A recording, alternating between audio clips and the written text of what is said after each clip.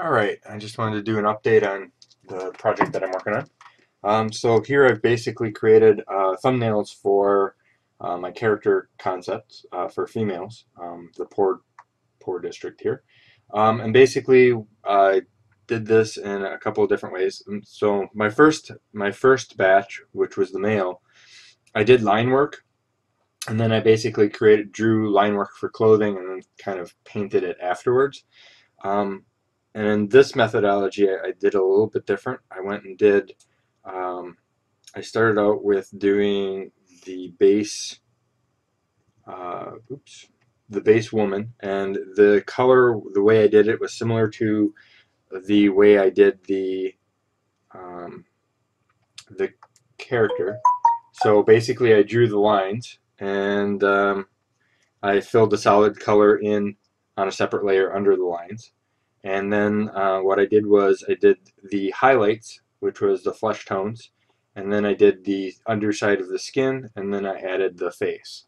Now with this, I can go in and kind of clean up and play around with everything individually.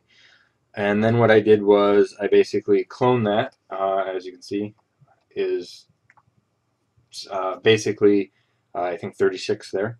And then what I did was I started just building up layers of clothes and pants, and I did a couple different types, and then I adjusted the colors and switched them around, and then I put on outfits, and then I started building accessories on them, as well as shoes and things like that. And so that basically gives me, I think, a cleaner and a much more basic idea of what I was going for.